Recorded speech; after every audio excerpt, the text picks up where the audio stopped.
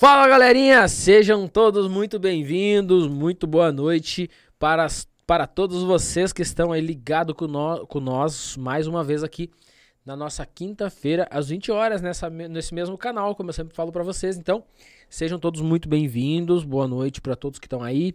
Já vão mandando aí de que cidade que você é, o que você faz e tal, para deixar a gente mais a par aí da vida de vocês, mais íntimo com vocês também. Boa noite, Gabi, boa noite, Tainá, boa noite, Grupo Estuda Mais Brasil. As meninas estão escondidas aqui, mas a gente tá aqui com uma equipe trabalhando. Como eu sempre falo pra vocês, é uma equipe top que tá sempre aqui envolvido em fazer esse conteúdo, fazer isso acontecer, pra levar conteúdo de alta qualidade pra vocês todas as quinta-feiras, galera. Beleza? Então sejam todos muito bem-vindos e muito boa noite a todos. O meu nome é Jones da Rocha, sou o condutor socorrista do SAMU Sudoeste aqui do Paraná. E também componho o quadro de instrutores do SAMU. E aqui no Grupo Estuda Mais Brasil, então, componho a equipe pedagógica aqui do Grupo Estuda Mais Brasil. E toda semana a gente tá aqui trazendo conteúdo, gravando vídeo e fazendo tudo aquilo que vocês já conseguem acompanhar nós aí pelo Instagram, pelo Facebook, pelo nosso canal do YouTube. Então, vocês estão vendo tudo que a gente faz aí para trazer conteúdo para vocês de APH, ou seja, atendimento pré-hospitalar, para fazer muitos socorristas aí nesse Brasil. Aí a gente já tem mais de 16 mil alunos, né? Por todo o Brasil.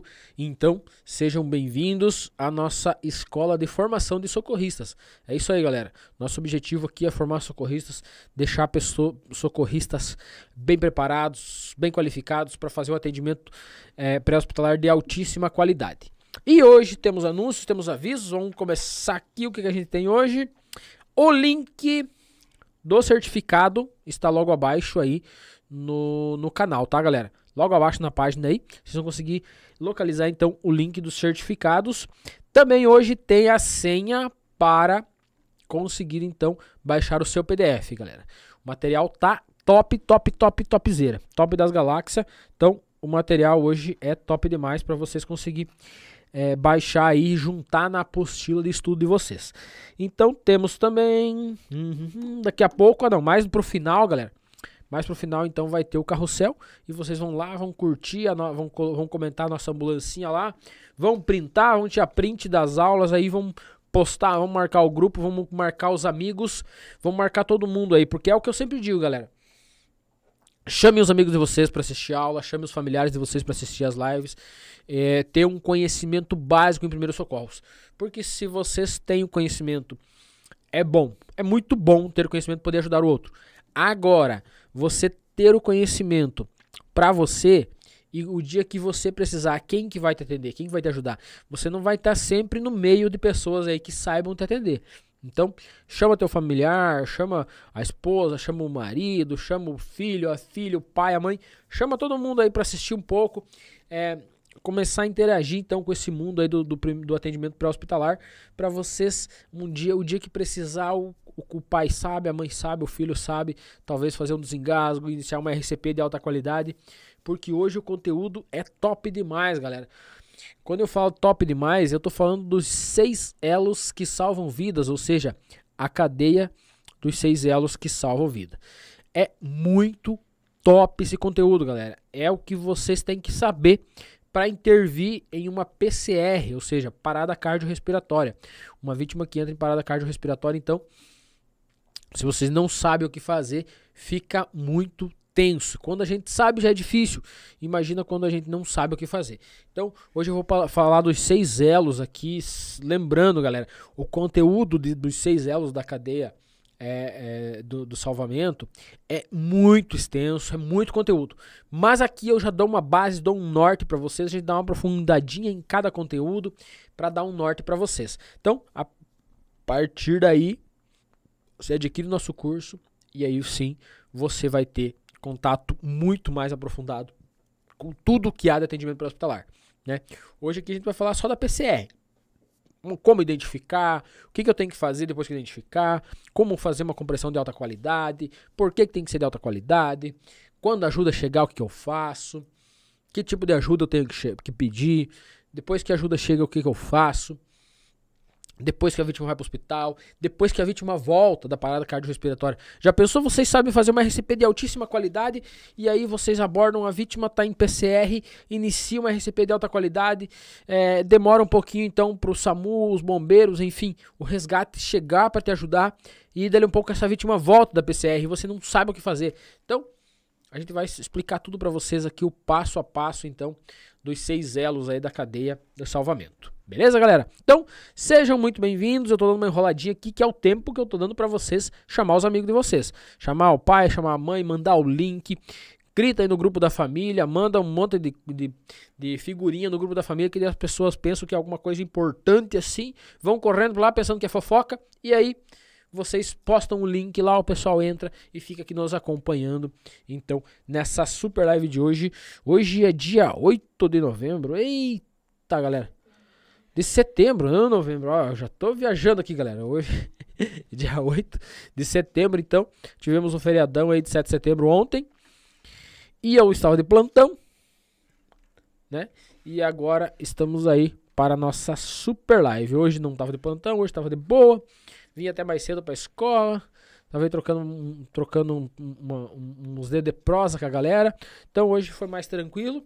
Mas amanhã eu estou de plantão novamente, então vamos tocar o terror aí, vamos estar sempre atividade, 100% na atividade para salvar vidas, ou pelo menos tentar impedir a morte precoce, digamos assim, ou tentar adiar a morte. É isso aí, galera. Os socorristas, a gente não impede a morte, a gente adia ela.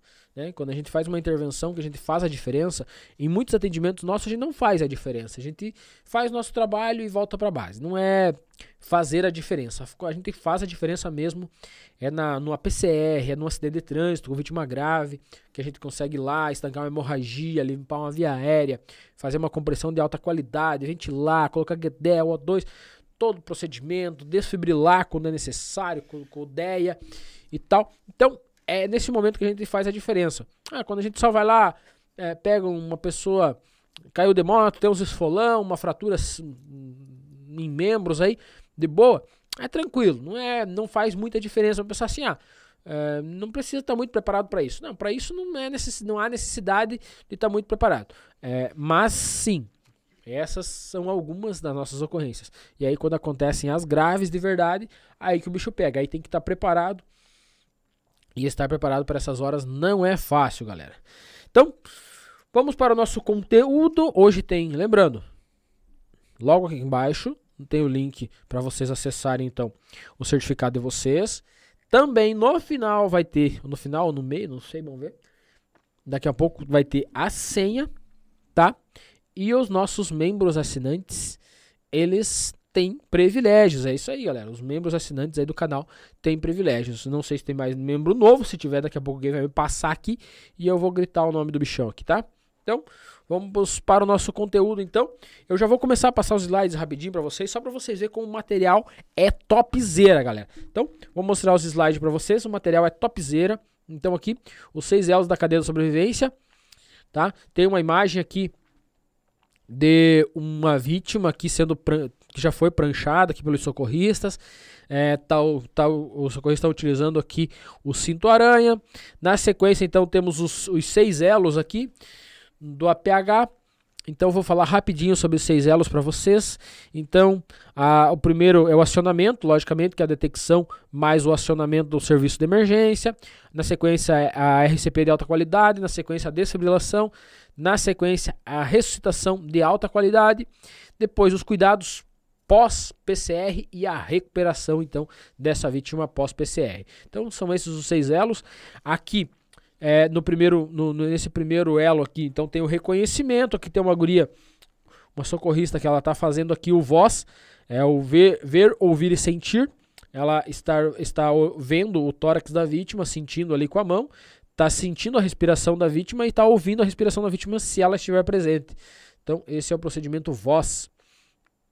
Então, aqui tem mais os primeiros socorros aqui, no caso do reconhecimento do nível rebaixado em consciência, ou seja, a vítima pode estar também em gasping, E aí tem que fazer a ligação 92 ou 93.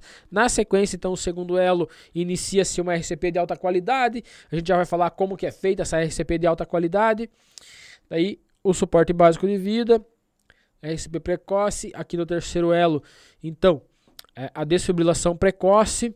A gente já vai falar sobre a desfibrilação, vai falar sobre o DEA também. Na sequência, então, a gente tem a ressuscitação avançada. A ressuscitação é a RCP também, tá, galera? Mesma coisa, é fazer a ressuscitação cardiopulmonar. Quando a gente fala em avançada, não significa necessariamente que precisa ser uma alfa. Precisa ser alguém que tenha, que nesse caso que vocês estão vendo aqui da imagem, os socorristas ali, aqui já é intra-hospitalar, tem o AMBU, ou seja, a bolsa, válvula, máscara para fazer ventilação.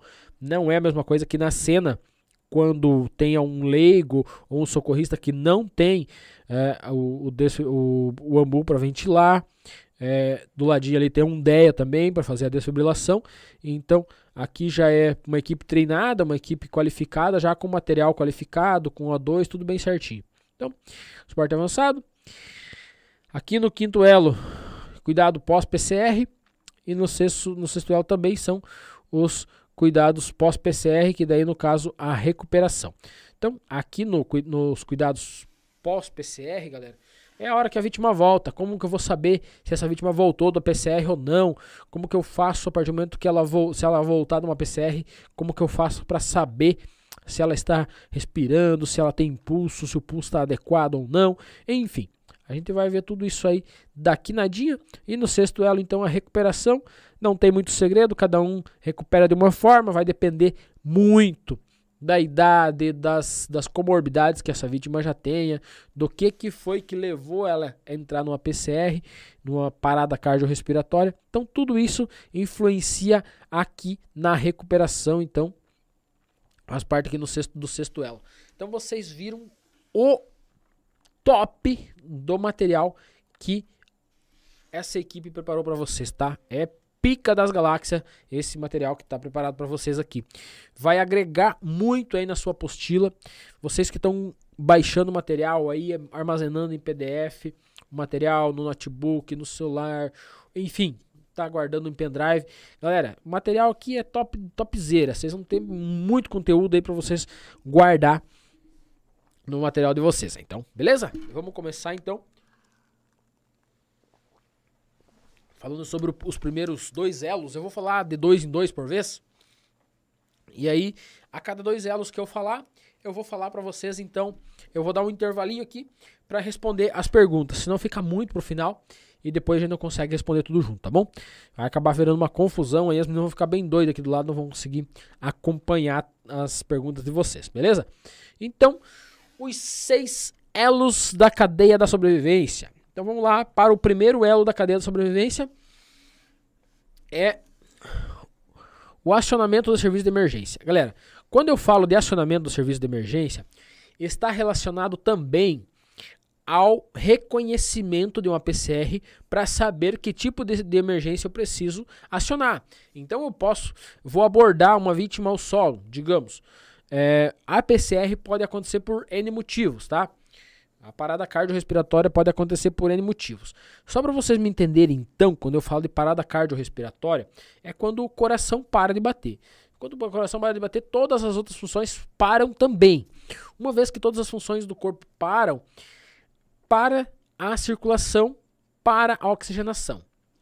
Nós temos 2 tipos de metabolismo, o metabolismo aeróbico e o metabolismo anaeróbico. Quando a vítima está em metabolismo aeróbico, ela está normal, tá? Qualquer um de nós, nesse momento, um corpo animado, digamos, um corpo com vida, está em um metabolismo aeróbico.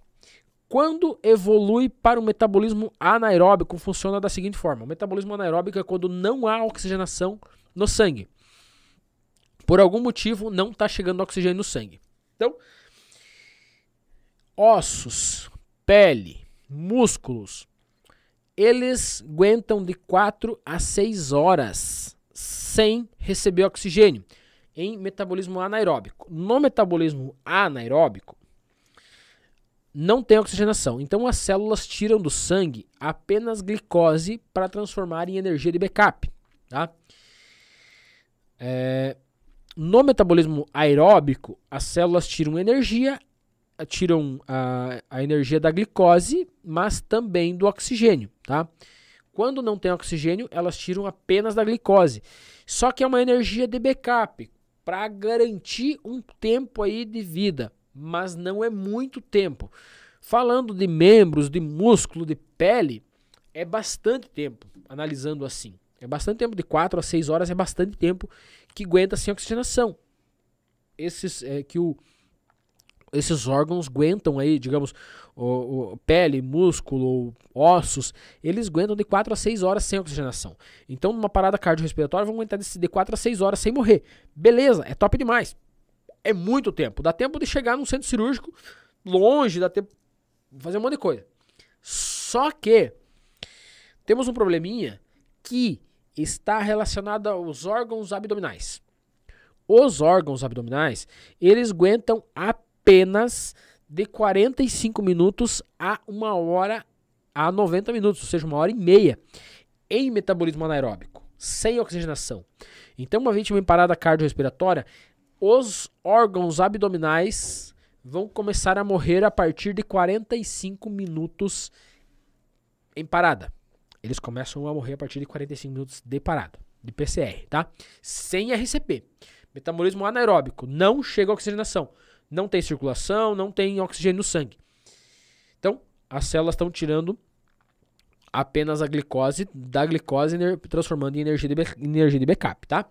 Então, 45 minutos ainda é tempo suficiente, né? É um baita de um tempo. 45 até 90 minutos aí é um baita tempo. Só que o problema se agrava muito quando a gente fala dos principais órgãos do corpo, que são coração, pulmão e cérebro.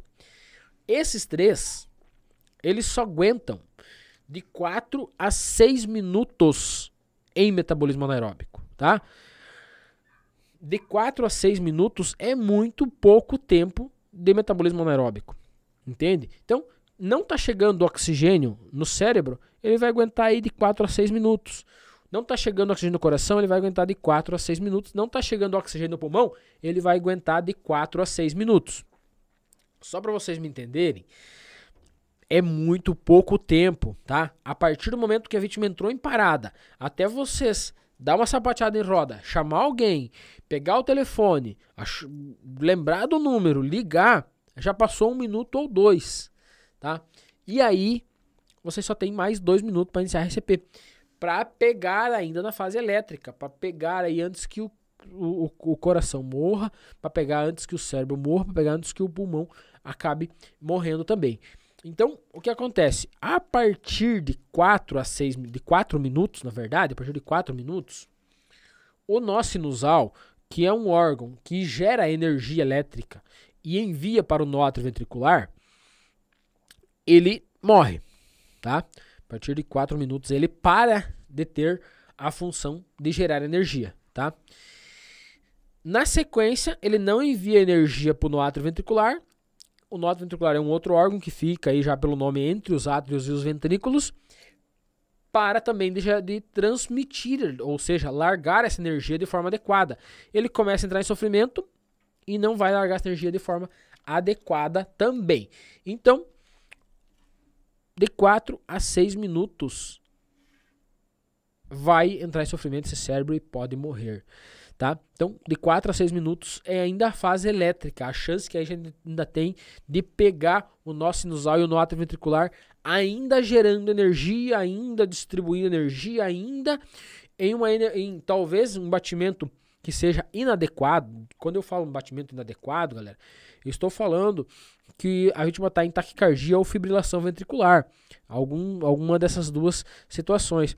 Quando passa a fase elétrica, essa vítima pode assumir então um ritmo de AESP ou um ritmo de assistolia, que é completamente parado o coração, não tem mais atividade elétrica, não tem nada. Então, é muito pouco tempo, tá, galera? É muito pouco tempo pra gente iniciar uma RCP de alta qualidade. E essa vítima, ela tem 10 minutos, que a gente chama de período de ouro. Nos primeiros 4 minutos, a fase elétrica, o período de diamante. Na sequência, então, período de ouro mais 6 minutos para iniciar a RCP de alta qualidade.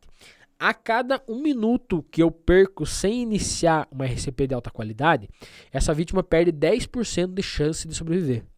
Então, se eu perder 5 minutos para iniciar a RCP, a vítima já perdeu 50% de chance de sobreviver. Isso se ela for uma vítima forte, uma vítima que tenha muita chance de voltar. Se ela for uma vítima muito mal, já o que levou ela a ter uma parada já é um caso grave, então a chance dela voltar ainda é menor ainda, tá? Então, só para vocês entenderem, não é brinquedo não. A PCR é realmente um caso muito grave que exige uma intervenção muito rápida, uma RCP de alta qualidade muito bem feita, um socorrista muito bem treinado, muito bem capacitado para realizar essa RCP de alta qualidade. Mas primeiro a gente tem que saber identificar a PCR, tá? E o que eu vou dizer para vocês agora parece piada. Não deixa de ser, na verdade. Mas o fato é que a morte acaba com a vida da pessoa, tá, galera? Não há o que se faça. É isso mesmo.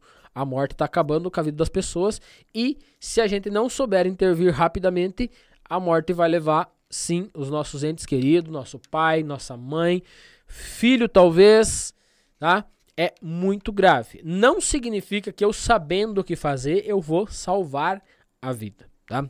Não significa que sabendo o que fazer eu vou impedir a morte. Tem situações que a gente chama que são incompatíveis com a vida. Acidente de trânsito, um infarto, talvez. A vítima tem um infarto fulminante, que a gente chama.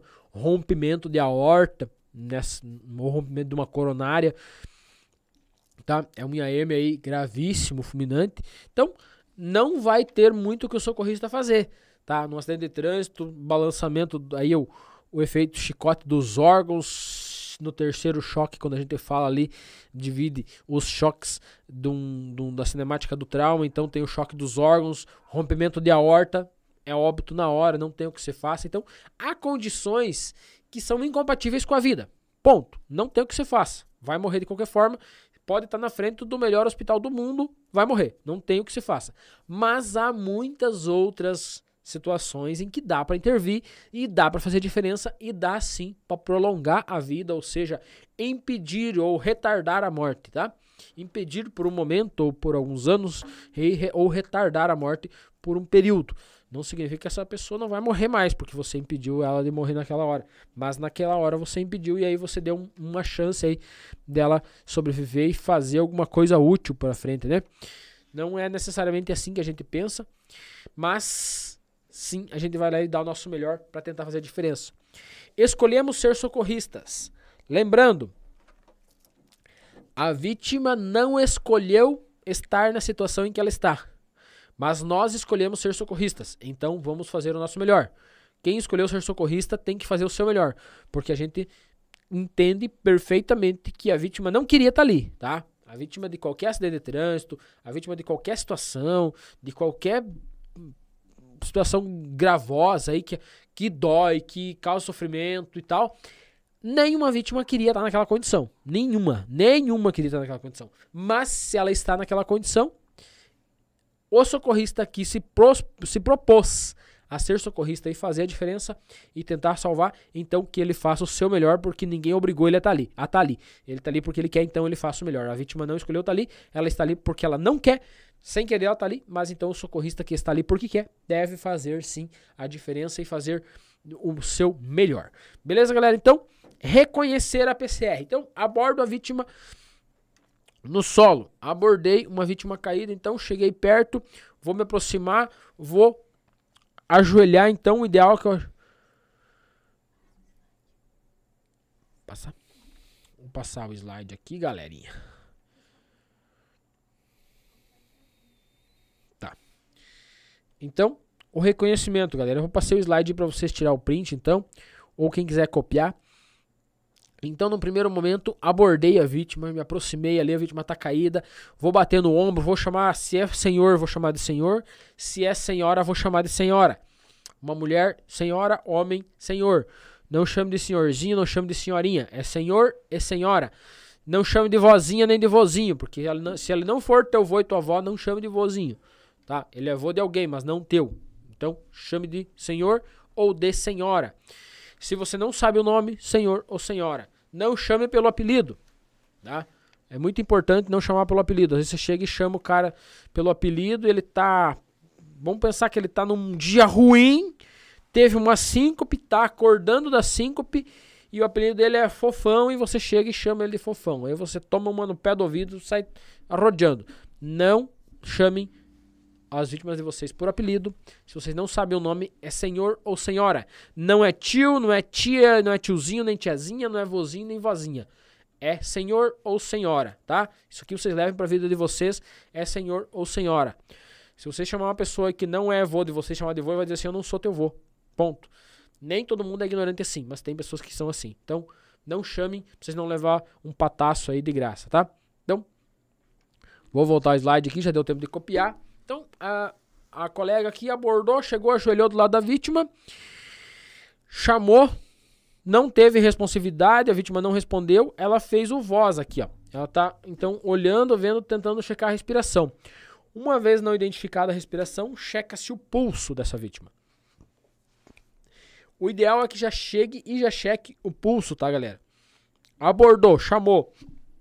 Vítima inconsciente, não responde. Olhei pro tórax, não tô vendo expansão torácica, nem faço voz. Já vou direto na artéria carótida, então ali na lateral do pescoço. Vou localizar aqui a traqueia, do lado da traqueia, então vou apertar contra os músculos do pescoço aqui, onde que eu vou localizar a artéria carótida. Eu faço isso do lado que eu estou, sempre do lado que eu estou da vítima. Nunca passo os dedão por cima e coloco do outro lado. Os dedos que faz a checagem de pulso são esses dois. O tempo, de 5 a 10 segundos que tem que checar o pulso, tá? É de 5 a 10 segundos. Não mais que isso e nem menos que isso. Se em 10 segundos não teve nenhum batimento cardíaco, é porque a vítima está em parada, tá? Não chequem por menos de 5 segundos também. O período mínimo é de 5 a 10 segundos, tá? Para checagem de pulso. Chequei pulso, não tem pulso. Se eu estiver sozinho na cena, eu pego meu celular, ligo o 92 ou o 93. Uma vez feito isso, eu inicio a RCP. Eu posso ligar, colocar o celular no Viva Voz, deixar do meu lado e já iniciar a RCP.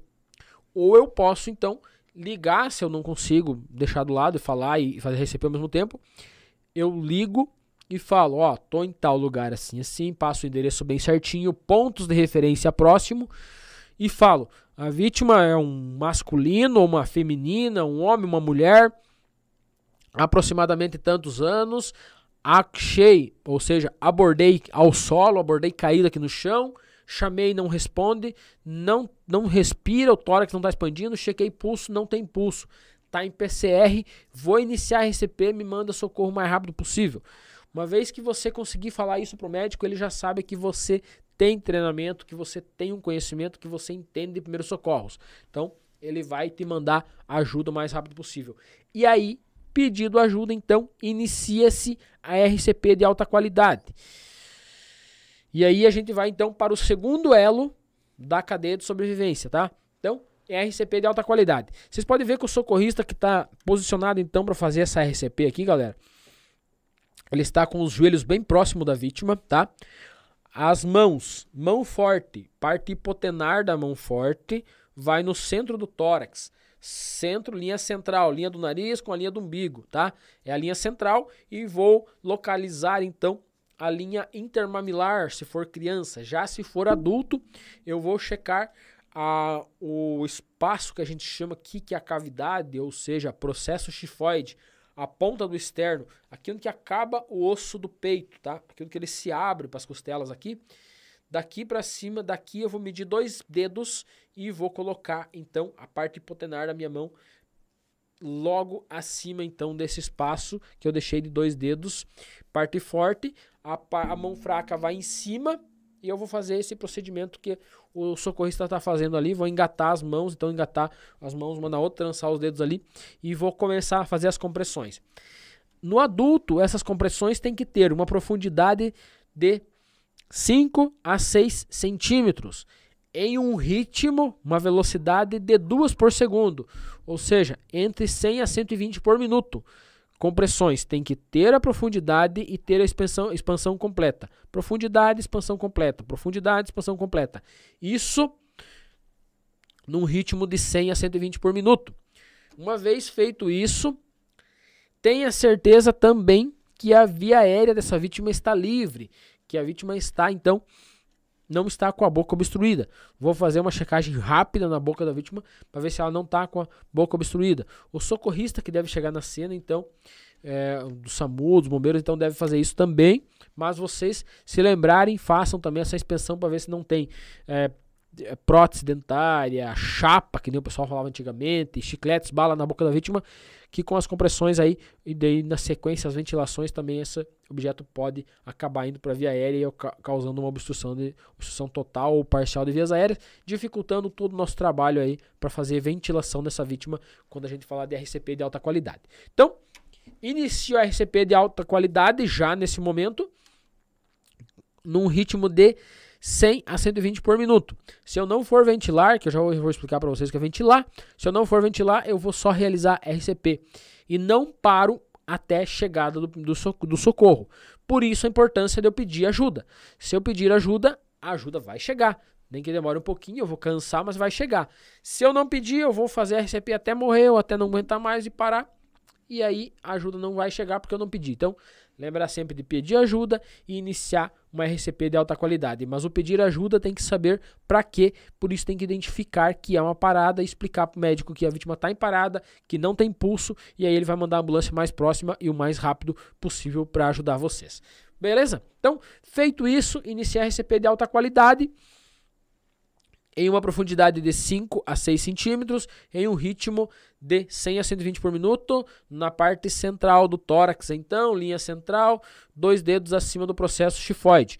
Coloquei a parte hipotenar da mão forte, coloco a minha mão fraca em cima, com os braços retos, os ombros alinhados com a linha central da vítima, a gente já mostrou isso aqui muitas vezes, e aí inicio então as compressões. Se forem uma criança ou um bebê, um RN, de 0 a 29 dias, de 0 a 28 dias, galera, 0 a 28, tá? De 0 a 28, as compressões são feitas então com 2 dedos, também no centro do tórax, na linha central e linha intermamilar. Quando eu falo intermamilar, é a linha dos mamilos da criança com a linha central, linha do nariz com a linha do umbigo, reto com o umbigo. Então, a profundidade é de 30% do tórax, tá? 30% do tórax de profundidade e num ritmo também de 100 a 120 por minuto. As compressões, as ventilações devem ser feitas a cada 3 compressões, uma ventilação, tá? Isso se vocês tiverem com que ventilar, se não tiver, apenas compressão. Na criança, acima, no infantil, então, na criança, de 29 a 2 anos, a gente vai realizar, então, 15 compressões para 2 ventilações, se tiverem 2 socorristas, ou 30 compressões para uma ventilação, se tiver em um socorrista. Também lembrando que as compressões têm que ter 30% de profundidade do tórax e um ritmo de 100 a 120 por minuto, tá? As ventilações, galera, se tiver o ambu, então, se vocês têm contato com o ambu, ou seja, bolsa, válvula, máscara, no RN e na criança, você aperta o ambu, envia todo o ar para dentro e solta em duas etapas. Aperta, solta, solta. Aperta, solta, solta. 2 ventilações e aí mais 15 compressões se tiver em 2 socorristas, 30 se tiver em um socorrista na criança aí de 29 dias a 2 anos. Se for então um RN de 0 a 28 dias, as compressões são 3 para 1. São 3 compressões com 2 dedos também para uma ventilação. Aperto e solto em 2 tempos. Aperta e solta, solta. Aperta, solta, solta. Comprime 3 vezes, aperta, solta, solta. Comprime 3 vezes, aperta, solta, solta. No adulto, então, ou criança acima de 2 anos, é tudo compressão de 30 para 2. 30 compressões para 2 ventilações, normal. Daí comprime e solta em um tempo só, normal. Isso é a ventilação. Então, galera, se você tem um pocket mask, se você tem uma máscara aí, um filtro para fazer essa ventilação na vítima, você faz. Se você não tem, você faz só compressões até o socorro chegar. Beleza? Então, Dito isso, eu vou chamar a Tainá. Se tiver perguntas, eu vou responder. E na sequência vamos para os outros 2 elos, então. Vou deixar aqui para vocês copiar e vou responder as perguntas de vocês, então. Bora lá, Tainá. Manda para mim se já tem pergunta dessa galera. Boa noite, Jones. Boa noite a todos que estão aqui acompanhando a live com a gente. A gente tem poucas dúvidas, Jones. O pessoal aqui está interagindo, dando boa noite, falando aí sua cidade de Natal, de onde eles estão vendo a live. Mas parece que, como sempre, sua didática tem sanado aí a dúvida da maioria. O Jonas Florencio perguntou: os 6 elos devem ser feitos junto com atendimento primário e secundário? Boa, garoto. Os 6 elos é todo o atendimento, tá? Os primeiros 3 é atendimento primário. Os demais, os outros 3, já é atendimento secundário, tá? Então, tá bem dividido aí os primeiros 3, abordagem, identificação, pedido de ajuda, RCP, mais desfibrilação, faz parte do primeiro atendimento primário. Na sequência, então, lá no hospital, com uma equipe médica, o processo depois da volta da PCR, pode acontecer na cena também, ele pode fazer parte do primário. Então, se a vítima voltar antes de entrar no hospital, ela faz parte, então, do atendimento primário. Se voltar depois de estar no hospital, faz parte do atendimento secundário. E aí, o processo de recuperação também, então, faz parte do secundário. Então, ele se divide aí no meio dos 3 elos. Show, Jones. Esse mesmo telespectador, ele perguntou se a vítima pode apresentar os 2 sistemas, aeróbico e anaeróbico, ao mesmo tempo. Não, galera. Não pode, tá? Pode acontecer o seguinte: em um choque hemorrágico descompensado, o que acontece? O organismo, ou seja, o nosso corpo, é uma máquina tão perfeita, que ele para de enviar sangue para os órgãos abdominais e para as extremidades, ou seja, para os membros, e segura apenas para o pulmão, para o coração e para o cérebro, tá? Quando a vítima perde muito, então quando é um choque hemorrágico, choque hipovolêmico, perca de volume ou perca de sangue, que tem muito pouco, então ele entra em um choque descompensado. E aí ele segura apenas pro pulmão, pro coração e pro cérebro. Nesse momento, é apenas nesse momento que há as duas condições do metabolismo aeróbico e anaeróbico ao mesmo tempo. O anaeróbico está nas extremidades, onde não está chegando sangue, e no abdômen. E no central, ou seja, pulmão, coração e cérebro, nesses 3, então, é aeróbico, tá? É a única condição, então, que a vítima apresenta os 2 processos aí de metabolismo aeróbico e anaeróbico. Uma parte aeróbico e outra parte anaeróbico. Fora disso, não tá chegando oxigenação, é anaeróbico. Tá chegando oxigenação legal, sangue legal, é aeróbico. Beleza? Ótimo. Então, para fechar essa rodada aqui, tem a pergunta da Lorelaine Soriano. O que acontece se eu soltar a ventilação de uma única vez no bebê com menos de 28 dias? Então, quando você solta de uma vez, como o pulmão da criança ele é muito pequenininho, a via aérea também é pequena e o ambu está acoplado bem certinho, se você soltar rápido, você pode acabar na pressa de fazer uma ventilação, durante a RCP e tal, você pode acabar puxando de volta o ar que você enviou, tá? Então você solta devagar, em 2 vezes, para não puxar de volta o ar que você acabou enviando para essa criança, tá? Então, se você fizer isso, né, soltar numa vez só, mas soltar devagar, não vai ter problema. O que você não pode é soltar rapidão, tá? Soltar rapidão, você envia o ar e puxa de volta. Então você acaba que não ventila essa criança. Então tem que ter a ventilação, a compressão, tem que ir lá, expandir o tórax e aí você solta em 2 vezes para que ele retorne com calma. Show, Jones. Pode dar continuidade ao conteúdo. Beleza, galerinha. Vamos então pro próximo conteúdo. Agora sim, o terceiro elo então da cadeia de sobrevivência é a desfibrilação. E essa desfibrilação, o ideal é que ela seja precoce. E quando eu falo precoce, é que ela seja o mais rápido possível, porque a chegada do DEA é muito importante, porque ele vai fazer uma leitura e vai nos dar já uma direção para mim saber se essa vítima está em taquicardia, em fibrilação, ou está em assistolia, ou em AESP. Então, o DEA vai me ajudar muito, e se tiver em taquicardia ou fibrilação ventricular, ele vai dar o choque, parar aquela bagunça e iniciar, então, um processo novo. Então, galera, vou parar toda a bagunça com o choque da desfibrilação. Então, o que é exatamente a desfibrilação, galera? É a chegada de um DEA.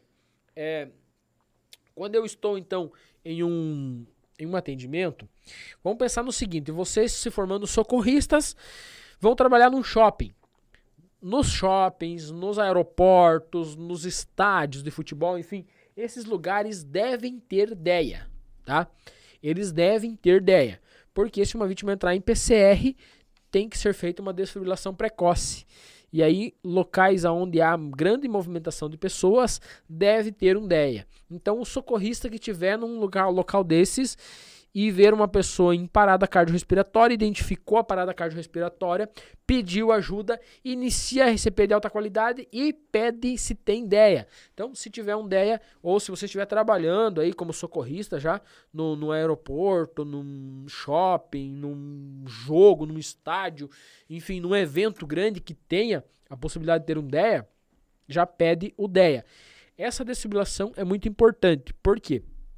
Se a vítima está em taquicardia ventricular, o que está acontecendo? O nó sinusal está gerando energia, está enviando para o nó atrioventricular, que está fazendo as contrações, está enviando a energia pelos feixes de His no ritmo, vamos pensar assim, o ritmo correto é átrio, ventrículo, ventrículo, átrio, ventrículo, átrio, ventrículo, direito, esquerdo, enfim, a ordem bem certinha. Então, átrio recebe o sangue, átrio direito recebe o sangue, comprime, enche o ventrículo direito, ventrículo direito comprime, o sangue faz a circulação pequena, vai para o pulmão, recebe, manda embora o gás carbônico, pega oxigênio, retorna, enche o átrio esquerdo, o átrio esquerdo comprime, enche o ventrículo esquerdo comprime e envia esse sangue rico em oxigênio para o nosso corpo, que vai fazer aí a circulação grande, a grande circulação. Pois bem, quando a vítima entra em PCR e ela assume um ritmo de taquicardia ventricular, quando está em taquicardia ventricular, está batendo muito rápido os ventrículos e os átrios estão no seu ritmo normal. Por alguma coisa causou uma confusão, o nó atrioventricular está mandando energia muito rápido para os ventrículos e não para os átrios no mesmo ritmo. E aí os ventrículos estão comprimindo muito rápido, eles não vencem encher de sangue para bombear sangue para o coração, para o corpo. Então eles estão batendo muito rápido, como o átrio está em outro ritmo, ele não vence encher o ventrículo para o ventrículo bombear. Uma vez que ele não vence encher, o ventrículo não vai bombear sangue. Então, ele fica só tremendo, é uma taquicardia ventricular. Ou pode estar em fibrilação ventricular também, que é o segundo ritmo, então, que a vítima em PCR pode assumir. A fibrilação é apenas uma sequência de choque, tá mandando choque o tempo todo e nem tem um ritmo. É muito rápido que os ventrículos não conseguem nem comprimir, eles só fibrilam, tremem, vibram. Seria mais ou menos isso. Eles estão fibrilando, não chegam nem fazer uma taquicardia, uma compressão rápida. Eles só fibrilam. E aí, automaticamente, não há o envio de sangue nem para o pulmão para fazer a pequena circulação, nem para o corpo pelo ventrículo esquerdo para fazer a oxigenação. Então, é dois ritmos em que há a taquicardia e a fibrilação ventricular. Quando a vítima está nesses dois ritmos, o DEA faz toda a diferença. Por quê? A desfibrilação é um choque. Tá? Eu vou instalar as pás, então, lado direito superior, lado esquerdo inferior da vítima. Tá? Instala as pás, o DEA vai fazer a leitura, vai avaliar. Se tiver em taquicardia ou em fibrilação ventricular, ele vai indicar choque. Então ele vai indicar choque, vai falar choque indicado, a face do paciente, e aí carrega, e aí vai mandar ministrar o choque. A gente vai lá e pá, ministra o choque. Esse choque entra pelo lado direito, passa pelo coração e sai pelo lado esquerdo. É uma corrente que passa rápido. Essa corrente passa rápida e cessa aquela bagunça que estava no átrio, nos átrios ali, nos ventrículos, tá? Para o nó atrioventricular que estava bagunçado, que estava fazendo aquela bagunça de energia, aquela energia passa ali e corta aquela bagunça, ele por completo, tá? Aí inicia-se imediatamente após o choque, após a desfibrilação, inicia-se uma compressão de alta qualidade. Uma vez iniciada uma compressão de alta qualidade, eu estou esmagando o coração, jogando sangue para todo lado. Estou esmagando ele, estou fazendo uma circulação. Embora ela seja uma circulação fraca, bem fraca, digamos assim, com eficácia de 30% em um RCP de alta qualidade, ela tem apenas 30% de eficácia, porque eu estou esmagando o coração, eu não estou indo lá e comprimindo câmara por câmara, eu estou apenas esmagando ele, fazendo que aquele sangue não fique parado, fazendo uma circulação bem mal e porcamente, mas estou fazendo. É melhor que nada, fazendo aquele sangue que circule, embora ele circula pouco, mas ele circula. Pois bem, eu iniciando essas compressões, eu dei o choque e parei a bagunça. Os dois pararam, o nó atrioventricular parou de fazer bagunça com a energia, tá? De mandar energia de forma errada. O nó sinusal está gerando energia e está mandando para o nó atrioventricular. O nó atrioventricular, por sua vez, eu estou comprimindo, ele está recebendo oxigenação, porque eu estou comprimindo, ele está recebendo oxigênio. Uma vez que ele está recebendo oxigênio, ele tem uma grande chance de voltar a liberar energia da forma correta, tá? É como se fosse uma sala de aula bagunçada, tá todo mundo falando ao mesmo tempo e o professor chega aí, senta o apagador na cabeça de alguém. Todo mundo para a bagunça na hora, ou ele senta o apagador no quadro, ou chama o diretor. Aí o diretor entra na sala e todo mundo senta rapidão. É mais ou menos isso que acontece, então, quando há o choque, a desfibrilação em um coração em taquicardia ou fibrilação ventricular. Ele para aquela bagunça. A chance dele retomar, agora recebendo compressões de alta qualidade, e ele retornar em um ritmo certo, é muito grande. Tem uma chance muito grande, então, dele retornar no ritmo certo. Por quê? Está havendo uma compressão. A chance dele estar percebendo e começar a enviar energia da forma certa agora, porque antes ele estava bagunçado, por algum motivo ele ficou bagunçado, faltou oxigenação nele talvez, e ele ficou bagunçado. Assumiu um ritmo que não era o correto. Ele faltou energia, automaticamente as células entraram em sofrimento, faltou o oxigênio, que é a energia, as células entraram em sofrimento e começaram a fazer bagunça, começaram a morrer e enviar energia descoordenada. Agora, eu paro a bagunça, cesso aquela energia bagunçada e tá todo mundo quietinho. Ficou todo mundo lá em off, quietinho, dormindo. Agora eu começo a comprimir e enviar energia pro nó atrioventricular. O nó atrioventricular começa a receber, então, esse oxigênio da minha compressão. O sangue começou a circular lá. Ele está recebendo o oxigênio da minha compressão, está recebendo o sangue. Agora um sangue um pouco mais rico em oxigênio. Aí as células começam a se recuperar, recebendo esse oxigênio, começam a se recuperar. Uma vez que elas começam a se recuperar, elas têm uma grande chance de começar a mandar o choque, então, de forma agora coordenada.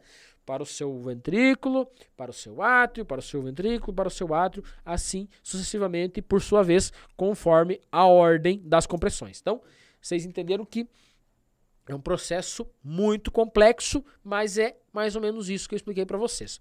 Pois bem, dei o choque, parei a bagunça, desfibrilou, cessou a bagunça, iniciei as compressões, a chance de voltar é muito grande, tá? Então, por isso a importância de entrar rapidamente com o choque. Lembrando, a fase elétrica, a fase que o nó atrioventricular e o nó sinusal ainda tem energia, é os primeiros 4 minutos, tá? Período de diamante ali da parada cardiorrespiratória. Por isso a importância de chegada do DEA mais rapidamente possível. Se já passou de 4 minutos, a chance aí de não indicar choque, de não ter energia, de ter que apenas fazer compressão é muito grande. Beleza? Então, tá aqui para vocês copiarem, então, o terceiro elo, então, dos nossos 6 elos aí da nossa cadeia do socorro, ou seja, cadeia da vida. Então, dando sequência, então, para o quarto elo, ressuscitação avançada. Agora é quando chega o socorro, quando chega o SAMU, quando chega, então, os socorristas, chega uma ambulância avançada, uma ambulância básica, que seja, vai chegar socorristas treinados que vão iniciar uma compressão de altíssima qualidade e agora, além de ter, sim, um DEA, se caso vocês estavam fazendo compressão sem um DEA, agora chegou o DEA, uma vez a chegada do DEA, o DEA vai ser instalado o DEA, vai fazer a leitura, essa vítima vai começar a receber uma oxigenação, vai receber ali cânula de Guedel, a máscara, o ambu em oxigênio a 100%, e aí eu vou empurrar um oxigênio novo lá para dentro. Qualquer sangue que passar pelo pulmão ali vai sair rico, carregado de oxigênio novo para levar para as suas células. Então é muito importante que haja uma ventilação de alta qualidade também. Então, as compressões mantêm-se, aquelas que eu falei para vocês, um ritmo de 100 a 120 por minuto, com uma profundidade de 5 a 6 centímetros no adulto, um ritmo de 100 a 120 por minuto, com uma profundidade, com uma expansão completa de tórax de 5, ou seja, de 30% do tórax da criança ou do RN, intercalados, então no RN com 3 compressões para uma ventilação, na criança, em 2 socorristas, 15 compressões para 2 ventilações, um socorrista 15 compressão para uma ventilação e no adulto, aliás, 30 compressão para uma ventilação e no adulto 30 compressões para 2 ventilações, assim como na criança, em um socorrista 30 compressões para 2 ventilações, em um socorrista 15 compressões para 2 ventilações e no RN 3 compressão para uma ventilação. Lembrando que na criança e no RN você aperta e solta em 2 tempos. Beleza, galera? Então, isso é uma ressuscitação avançada. Agora temos tudo para fazer essa vítima voltar. Temos uma ventilação de alta qualidade, temos um DEA e temos uma compressão de alta qualidade. A chance dessa vítima voltar é muito grande. Mas lembrando, se eu chegar na fase elétrica, a chance é ainda maior. Lembrando que os 10 minutos do período de ouro, eles são primordiais, tá? Passado 10 minutos a vítima não tem mais chance. E lembrando que cada minuto que passa sem uma ressuscitação de alta qualidade, a vítima perde 10% de chance de sobreviver. Então, se você demorou 3 minutos para chamar o socorro, a vítima já perdeu 30% de chance de sobreviver. Aí mais o tempo resposta, que até a equipe recebeu a ocorrência, deslocar até no local para iniciar. Então, essa ressuscitação avançada pode já ter passado aí de 5, 7 ou 10 minutos, e aí a chance dessa vítima voltar é muito pequena. Por isso que o socorrista bem treinado, com um curso bem feito, na cena, iniciando a compressão de alta qualidade, vai fazer toda a diferença, porque ele inicia a compressão ali no primeiro minuto de PCR. Isso é um primordial para salvar uma vida. Beleza, galerinha? Então, vou deixar aqui para vocês copiar e vou chamar a Tainá novamente, porque eu já falei mais 2 elos, então, da cadeia de sobrevivência. Então, agora falei sobre a desfibrilação e a ressuscitação avançada, ou seja, compressão de alta qualidade com ambu, oxigênio, DEA e Guedel para manter a via aérea livre para fazer uma ventilação bacana. Então, vou chamar a Tainá, vou responder as perguntas de vocês e vamos para os próximos 2 elos, beleza, galerinha? Tainá, manda para nós se tiver mais alguma pergunta dessa galera. Temos sim. O Jonas Florencio perguntou: se o socorrista abordar a vítima e esta apresentar fraturas, hemorragias, parada cardíaca e estiver engasgada com líquido na boca, o que se deve fazer? Boa, garoto. Você quase matou a minha vítima agora, né? Tá em parada, tá quebrada, fraturada, engasgada, tá do jeito que o bicho gosta. Então vamos parar e vamos pensar. Vamos por partes. É uma hemorragia sanguinante? Se sim, estanco a hemorragia. E dou sequência na RCP. Se não é hemorragia sanguinante, eu vou iniciar a RCP. Fraturas, ossos, emenda depois, tá? Eu não posso deixar essa vítima morrer. Lembra que eu falei lá no início sobre o metabolismo anaeróbico? Eu tenho que manter uma circulação para o pulmão, para o coração e para o cérebro. Se eu passar de 4 a 6 minutos sem fazer isso, eles vão morrer. Uma vez que eles morreram, já era. Não tem mais o que fazer, tá? Então, inicia a compressão de alta qualidade. Só vou intervir em outra coisa se for uma hemorragia exsanguinante. Ao líquido na via aérea. Se eu tiver em condição de rolar essa vítima rapidamente e dar um sustento ali para a cabeça dela, para limpar essa boca dela, beleza. Se eu não conseguir, eu peço para alguém ir limpar e inicio a RCP, tá? E aí, limpar vai ter que aspirar. Se você tiver um aspirador para tirar o líquido da garganta, você aspira, senão você vai ter que lateralizar. Lateraliza rapidamente, limpa e volta ela em posição de decúbito dorsal, em uma superfície rígida e inicia a compressão de alta qualidade, tá? O resto de fratura a gente vê depois, tá? Só vai ter que resolver se for hemorragia exsanguinante. Aplicar um torniquete, limpar a via aérea e iniciar a compressão de alta qualidade. Beleza? Show! A Dilene Braga fez 2 perguntas aqui. A primeira foi: quais os primeiros socorros a se fazer em uma criança em convulsão? Beleza. Criança em convulsão, galera. No primeiro momento, enquanto ela estiver tendo a crise, eu só vou afastar tudo o que tem perto e dar um apoio para a cabeça, para não deixar ela bater a cabeça. Afasta as coisas que tem perto, porque ela vai se bater, para ela não se machucar. E vou dar um suporte para a cabeça. Se ela rolar para um lado, eu acompanho. Se ela rolar para o outro, eu acompanho. Eu não seguro a cabeça. Eu só dou um apoio para ela não bater a cabeça no chão, ou não bater em nada que machuque, e aí acompanho ela. Se ela vomitar, eu vou lateralizar e deixar com a via aérea um pouco mais baixa, a boca virada para baixo, para sair o vômito e não broncoaspirar. Uma vez que ela voltou, então, ela vai voltar no estado pós-ictal, que a gente chama, que é pós-convulsão. Ela fica letárgica, fica lenta, bem confusa, não lembra de nada. O ideal é que você deixe ela deitada em posição de resgate, que a gente chama. Então, deixar ela deitadinha de lado, em cima do braço, com as pernas também viradas para o lado do corpo, bem quietinha ali. Acalma ela e vai explicando o que aconteceu para ela quando ela vai voltando. Explica o que aconteceu, mas obviamente lembre de chamar ajuda assim que a convulsão começar, tá? Pede para alguém chamar ajuda, afasta tudo de perto, dá esse suporte para a cabeça. Se vomitar, lateraliza. Voltou, tá em estado pós-ictal, lateraliza essa vítima e deixa ela deitadinha de lado. Se ela vomitar, o que tem na via aérea vai sair e vai acalmando ela. Não deixa que os curiosos fiquem roda boquejando ali, afasta todo mundo para ela voltar com mais calma, tranquilidade, não voltar assustada. Show! Ela também perguntou: o que fazer em um acidente doméstico com fratura? Acidente doméstico com fratura é chamar ajuda, tá? Não mexe na fratura, deixa a vítima quietinha. Se você sabe fazer um alinhamento, você faz um alinhamento. Ossos longos devem ser alinhados, assim fala o protocolo.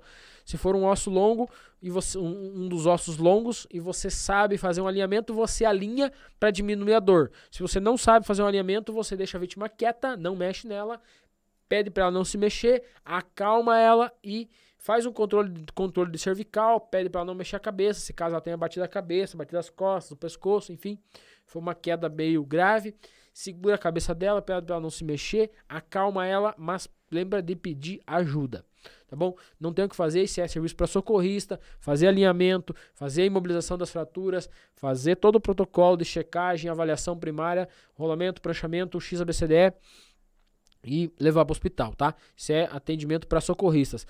Você tem apenas que manter essa vítima calma e deixar com que ela não se mexa, ou de preferência que não mexa a cabeça se ela teve uma queda, tá? E na questão da fratura, se você sabe alinhar, você alinha. Se você não sabe alinhar, você deixa quietinha para os socorristas alinharem. Show! A Ana Paula dos Santos perguntou: quando for um acidente de moto, devemos primeiro analisar se não há nada quebrado para podermos seguir com os procedimentos, certo? Não necessariamente. Num acidente de moto, a gente vai, de início, fazer a segurança da cena. Segundo, avaliar a cinemática do trauma. Terceiro, me aproximar da vítima, ver se tem hemorragias exsanguinantes, que é o X, do XABCDE. Uma vez checado e sanado hemorragias exsanguinantes, vou fazer controle cervical, abertura de via aérea. Vou checar, que é o A, vou pro B, que é a expansão de tórax. Vou avaliar todo o tórax, ver se tem fratura em tórax, alinhamento, expansão. Na sequência, vou checar o C, circulação, pele, pulso, perfusão, abdômen e pelve. Na sequência, eu vou pro D, estado neurológico, resposta à abertura ocular, resposta verbal, resposta motora. E aí sim eu vou checar, buscar por fraturas em membros, tá? Então, existe o XABCDE, que é uma sequência que deve ser feita para fazer uma avaliação completa em uma vítima de trauma. Show!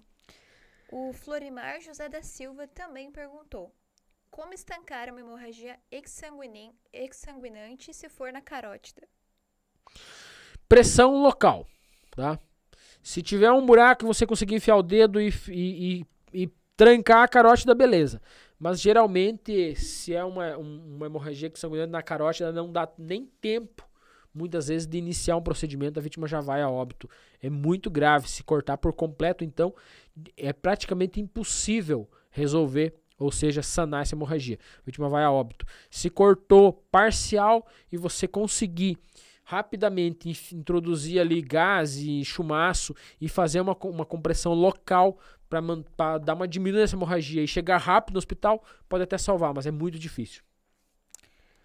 Show, Jones. Pode dar continuidade aí ao conteúdo. Beleza, então, galerinha, vamos para os demais ciclos da cadeia de sobrevivência. Então, quinto ciclo, cuidado pós-PCR.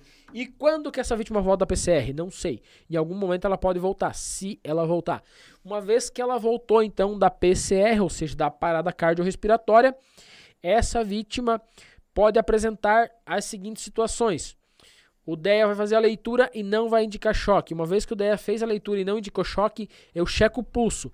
Essa vítima pode estar em AESP, em assistolia ou ter pulso. Se a vítima tem pulso, então o DEA não indica choque. Então é o momento, então, não indicou choque, eu vou checar pulso central, pulso carotídeo. Chequei pulso, não indicou não tem pulso, ela está ou em assistolia ou em AESP. Reinicia as compressões. Chequei pulso depois do DEA não ter indicado choque. Chequei pulso, tem pulso. Tem pulso central, pronto. Vou conferir se ela respira espontaneamente. Tem elevação, expansão de tórax, está respirando espontaneamente. Uma vez que sim, eu apenas monitoro essa vítima se o socorro ainda não chegou.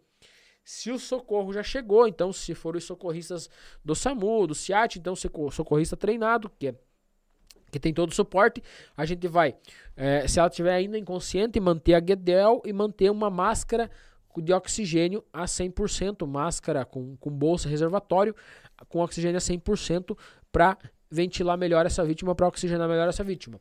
E transportar o mais rápido possível para o hospital. Se o socorro não chegou ainda, você vai manter a via aérea livre para ela manter essa respiração e monitorar, ficar checando o pulso aí a cada 2 minutos, quantificar esse pulso também. Eu posso ver quantos batimentos ela tem por minuto, posso avaliar então por 30 segundos, contar quantos pulsos, quantos batimentos cardíacos teve em 30 segundos, multiplicar por 2 para mim ter o total em minuto.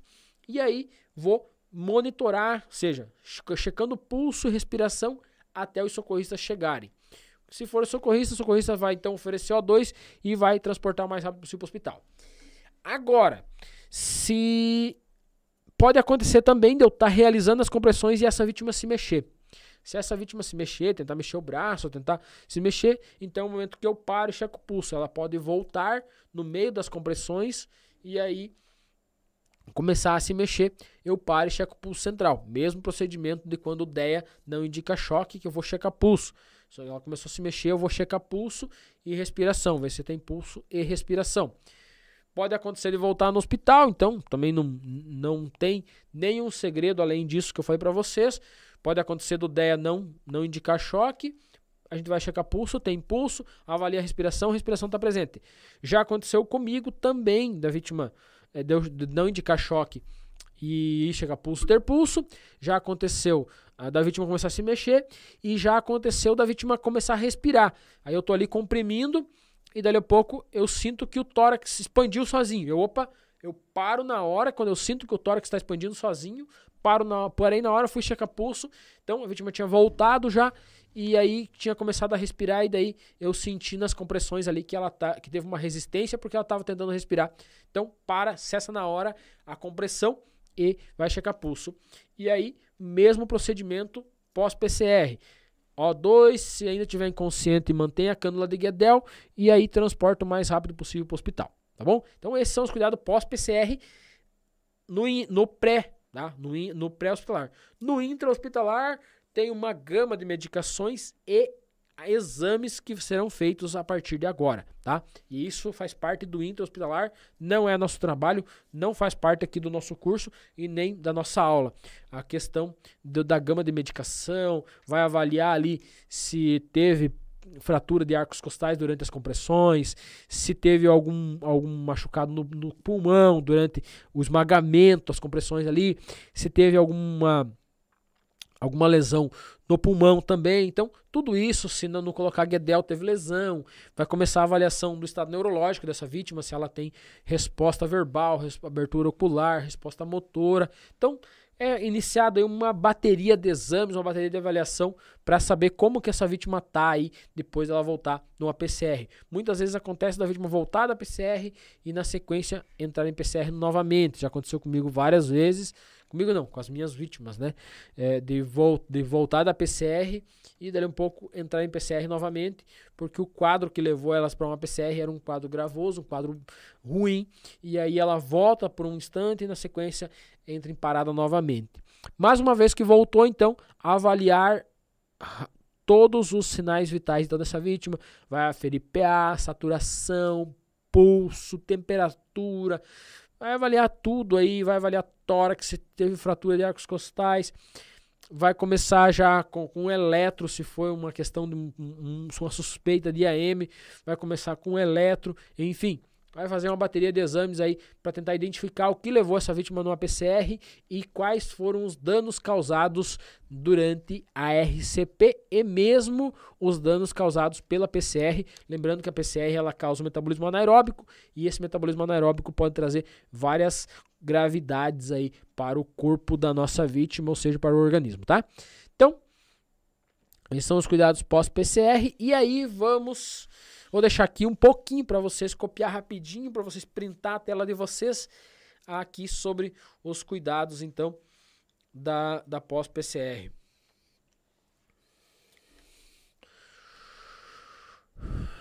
Então, como tá aqui, otimizar, então, a função cardiopulmonar, que é aquilo que eu falei para vocês, avaliar a respiração, ofertar o O2, para melhorar a perfusão dos órgãos, obviamente, para ir enviando O2 o mais rápido e melhor possível para os órgãos, beleza? Copiado, printado.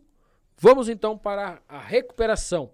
A recuperação, então, como eu falei para vocês desde o início, vai depender muito de cada caso, de cada pessoa, do porquê que ela entrou em PCR, da idade, das comorbidades, desde a alimentação dessa vítima, e tem tudo a ver, então, após um quadro aí de PCR revertida sobre a recuperação. Tudo influencia, tudo. A vida pregressa dela, como que ela levava a vida dela, se tinha uma boa alimentação, se não, abuso de álcool, abuso de bebidas, enfim, abuso de drogas, cigarro, tudo isso aí que causa qualquer tipo de situação ruim para o corpo, nessas horas entra então em cena aí na recuperação. Então se a vítima era fumante, o cigarro, enfim, ele causa aí, mata, digamos assim, ele causa endurecimento e o secamento das artérias, aí depois elas começam a se romper com facilidade. Enfim, se foi um quadro de AM, se houve uma obstrução ou um rompimento de uma coronária, tem que ver tudo isso daí, o que foi que causou a PCR para depois na recuperação. Então depois na recuperação vitaminas, medicações para manter o ritmo do coração, tem gente que vai ter que colocar marca-passo, tem gente que vai ter que ficar tomando medicação, tem gente que volta da PCR, já presenciei, já fiz compressões em uma vítima que logo depois voltou da PCR por IAM e uma hora depois estava conversando 100%, mas estava em um estágio de IAM, mas recuperou rapidamente. Tem outras que ficam um tempo em recuperação. E aí, lógico, tem uma gama de medicação, uma gama de protocolos de medicações e vitaminas aí que essa vítima vai receber. Tudo vai depender, então, do que causou a parada. Se essa parada cardiorrespiratória for causada por um IAM, é uma situação. Se essa parada cardiorrespiratória for causada por um choque hipovolêmico, é outra situação, tá? Então, tudo vai depender. Se for por causa do choque hipovolêmico ou um choque hemorrágico, essa vítima vai ter que receber sangue, vai ter que receber cuidados diferenciados, vitaminas, enfim. Se for por causa de um choque elétrico, então é a parte melhor da coisa aí. Se for um choque elétrico, um choque fraco que só causou a parada cardiorrespiratória, então se foi isso, é bem melhor porque ela volta, ela não tinha comorbidade, não foi nenhuma comorbidade que levou ela a ter essa parada, tá? Ela teve a parada por causa do choque elétrico, então aconteceu a mesma coisa que acontece com uma desfibrilação do DEA, tá? Do desfibrilador externo automático, ela tomou um choque e causou a parada. Não indicava choque, obviamente, porque era um corpo animado em um ritmo bom, e aí tomou um choque elétrico, digamos, a vítima tocou em alguma coisa e estava com a outra mão encostada numa barra de ferro. Aí ela tocou alguma coisa eletrocutada aqui, alguma coisa que tinha um fio desencapado, enfim. E a atividade elétrica passou rapidamente, então, de uma mão para outra e passou pelo coração e fez uma parada cardiorrespiratória. Não foi nenhuma comorbidade, então a chance dessa vítima voltar é muito grande, bem como ela voltar sem sequelas e os cuidados serem muito tranquilos durante a recuperação, porque não foi a comorbidade. A recuperação pós-PCR, galera, vou até colocar aqui para vocês. A recuperação pós-PCR, galera, ela vai depender exclusivamente, ou seja, única e exclusivamente do que levou a vítima a uma PCR. Obviamente que tem aquela bateria de exames por causa da PCR, mas depois de resolvido os problemas da PCR, então a vítima vai, o procedimento é tratar o que levou a PCR, tá? Vai tratar o que levou, então, essa vítima a PCR. Então, vou deixar aí um pouquinho para vocês lerem, para vocês conseguirem printar, copiar, enfim. E aí eu vou chamar a Tainá para responder as perguntas de vocês, beleza, galera? Tainá, manda as perguntas para nós aí, que enquanto o povinho vai copiando, eu já vou respondendo. Certo, Jones. Vou começar aqui com a pergunta do Jonas novamente. Ele perguntou: se não souber fazer a RCP na vítima, pode somente usar o DEA? Então, guerreiro, o DEA vai dar o choque. Se tiver indicando choque, vai te dar vai te avaliar a vítima para você, tá? Mas se você não sabe fazer a PCR, não adianta nem você colocar um DEA, tá? Porque o DEA te indicou choque, você vai dar o choque e não vai fazer a PCR. Não vai fazer a RCP. Não resolve nada. Se o DEA não indicar choque, você tem que reiniciar a RCP. Também não resolve nada, tá? Então, o DEA sem uma RCP de alta qualidade não resolve nada. Beleza? Certo. A Lorelaine também perguntou: é possível estancar uma hemorragia com a vítima presa nas ferragens? Sim.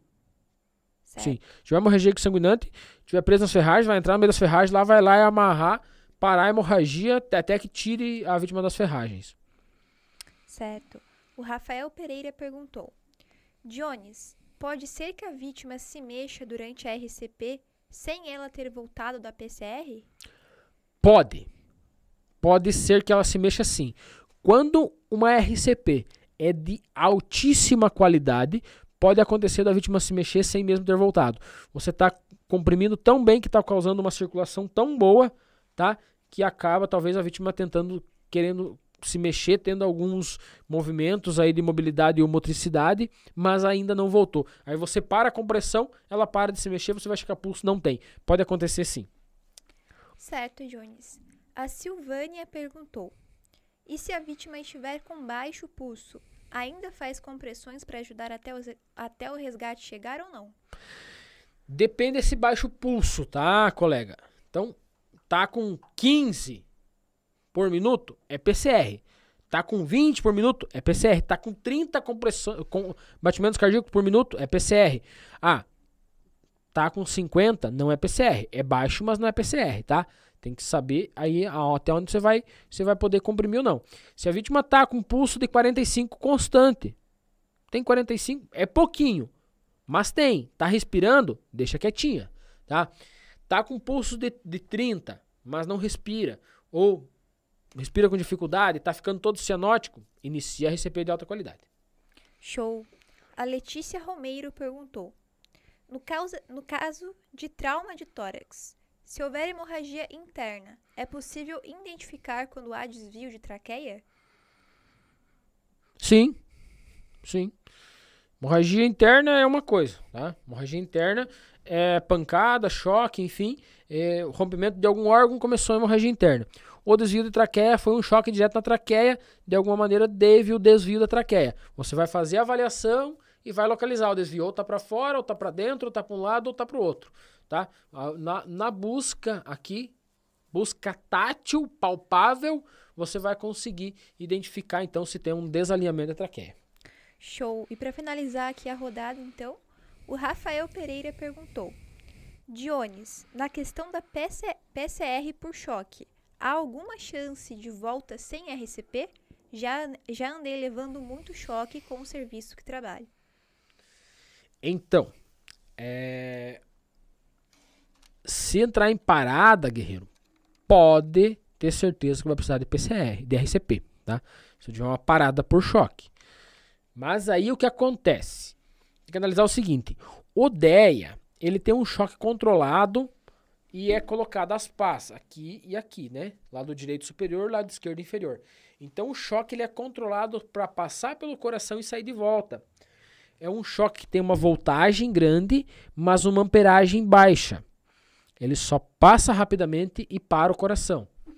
Se você toma choque no teu trabalho, mas você toma aquele choque que puxa os braços, puxa a perna, dá aquela puxada no corpo, ele não passa pelo coração e não para os batimentos, não para a atividade elétrica do coração, tá? Se ele passar pelo teu coração e causar uma parada na atividade elétrica, vai ter que iniciar RCP. Pode ter certeza que vai ter que iniciar RCP, porque o coração parou, cessou a atividade elétrica. Para voltar essa atividade elétrica, vai ter que iniciar RCP, tá? Então, as células pararam, elas apagaram ali naquele momento, tá? O nó sinusal e o nó atrioventricular pararam naquele momento. Então, para voltar, vai ter que iniciar uma RCP, jogar oxigênio para essas células para que elas voltem a receber oxigênio, para que elas voltem a trabalhar e não morram, tá? Então, elas voltam a trabalhar, elas voltam a gerar energia e voltam a distribuir essa energia de forma correta, tá bom? Então, se tu tiver uma parada, você vai precisar de RCP, tá?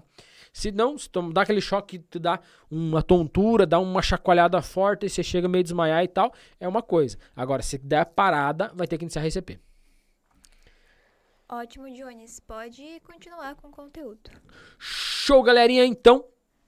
Vamos lá para os avisos novamente. Na sequência, eu vou fazer uma revisão rápida e daí vem a senha para vocês fazerem, então, o download do seu material. Beleza, galera?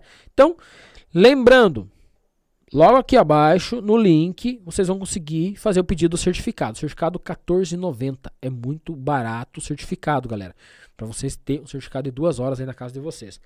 Lembrem-se do nosso post. Daqui a pouco vai ser postado no Carrossel o post. Já foi? Já foi postado. Já foi postado. Top. Obrigado, Tainá. Top, galerinha. Já vai lá. Assim que acabar aqui, daqui 2 minutinhos eu vou encerrar. E vocês vão pra lá e já fazem, então, o seu comentário no nosso post aqui no Carrossel. Ah, tem até uma fotinha minha aqui. Olha que legal. Consegue ver? Dá pra ver aí, Gabi? Top, galera. Ó o post tá lá já.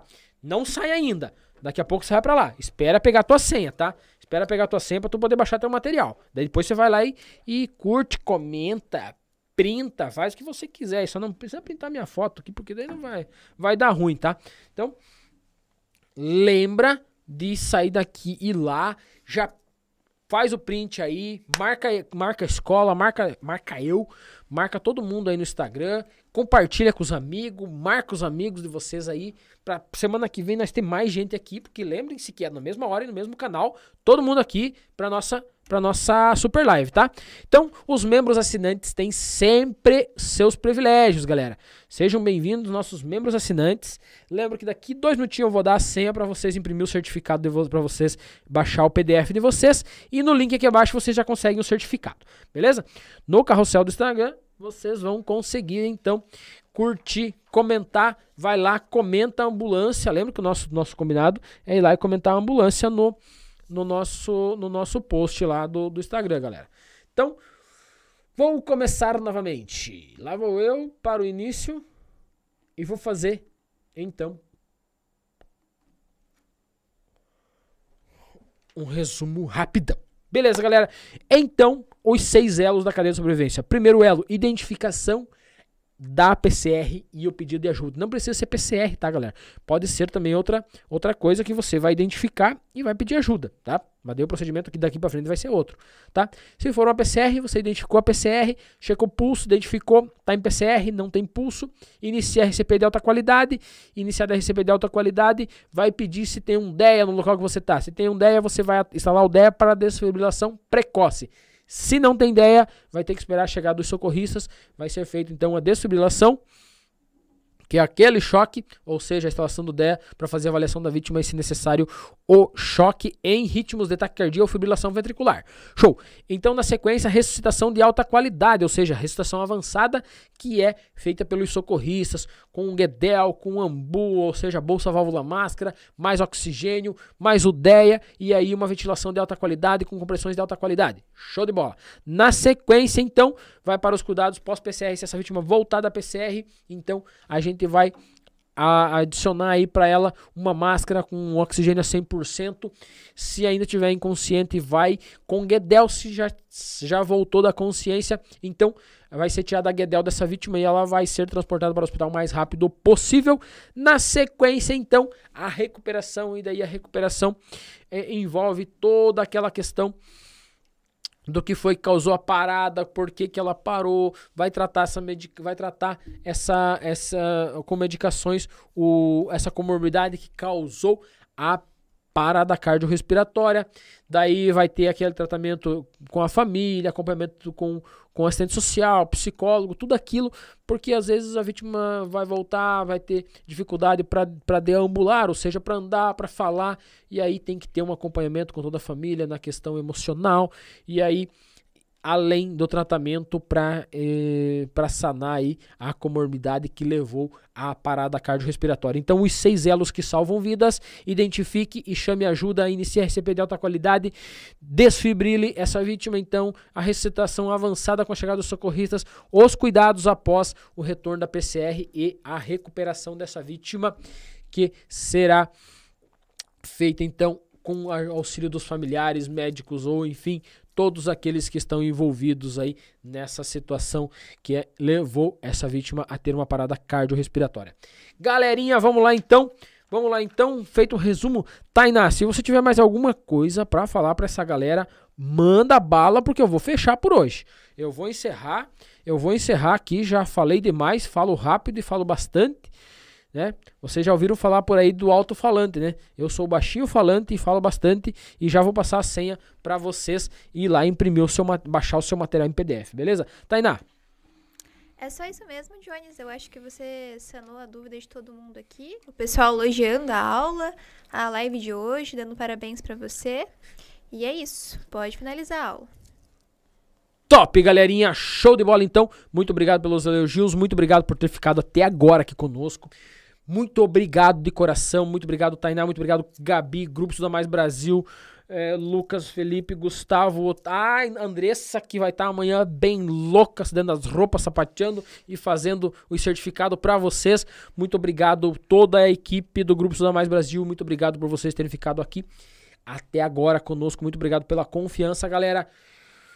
os 6 elos da cadeia da sobrevivência. Então tá aí. Acionamento, identificação e pedido de ajuda, RCP de alta qualidade, desfibrilação, ressuscitação avançada, cuidados pós-PCR e a recuperação dessa vítima que a gente salvou, porque a gente é socorrista, a gente é foda pra caralho, a gente faz a diferença e vocês também. E a senha de hoje para o material PDF é 6. Mas não é o número, tá, galera? É 6. S-E-I-S. Tudo minúsculo, tudo junto, legalzinho. Entra lá no link, digita lá 6. S-E-I-S. E mata a charada, galera. Essa é a senha. Baixa seu PDF, junta na sua apostila, que vai te ajudar na tua jornada aí para se tornar um socorrista. E como eu sempre digo, fiquem todos com Deus. Até a próxima live, que é na próxima quinta-feira, nessa mesma hora e nesse mesmo canal. Grande abraço, boa noite a todos.